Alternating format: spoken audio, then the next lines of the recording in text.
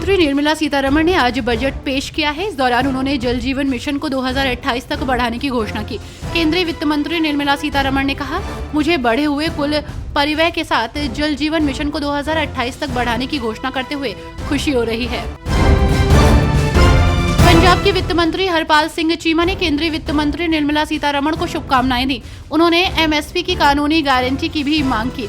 मैं वित्त मंत्री निर्मला सीतारमण को बधाई देता हूं, क्योंकि वो आज बजट पेश करने जा रही हैं। हमने केंद्र सरकार और वित्त मंत्री को एक ज्ञापन दिया है, जिसमें हमने मांग की है कि पंजाब को एक विशेष पैकेज दिया जाना चाहिए, क्योंकि ये एक कृषि प्रधान राज्य है और हमें विविधता लाने की जरूरत है। दिल्ली विधानसभा चुनाव को लेकर तैयारियां जोरों पर हैं। राजनेता लगातार चुनावी प्रचार में जुटे हैं, तो वहीं इसी बीच आप विधायक महेंद्र गोयल के ऊपर कथित तौर पर हमला हुआ है। कथित मारपीट के बाद विधायक बेहोश हो गए।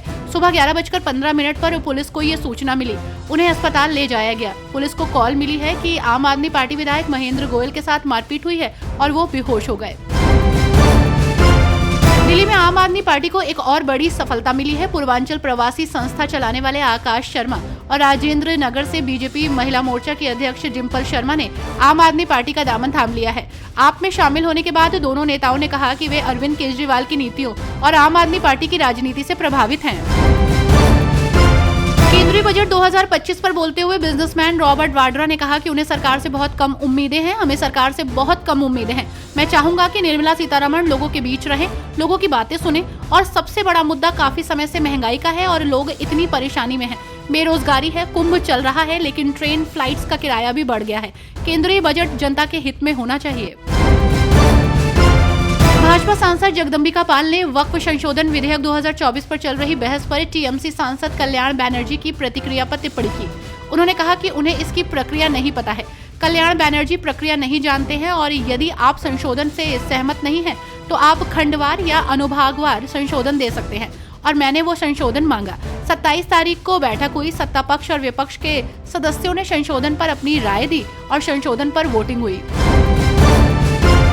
केंद्रीय संसदीय कार्य मंत्री किरेन रिजिजू का कहना है कि देश ने देखा कि दुनिया भर में कई मुद्दों का सामना करने के बावजूद भारत की अर्थव्यवस्था बढ़ रही है और देश आगे बढ़ रहा है। निर्मला सीतारमण अपना रिकॉर्ड नंबर 8वां बजट पेश करने जा रही हैं और मुझे उम्मीद है कि ये एक अच्छा वातावरण होगा।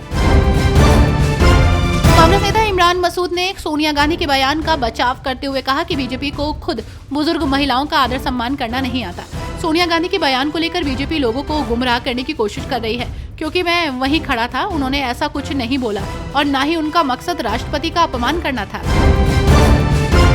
दिल्ली विधानसभा चुनाव के प्रचार के अंतिम चरण में आम आदमी पार्टी के राष्ट्रीय संयोजक अरविंद केजरीवाल ने एक अनोखी अपील की है।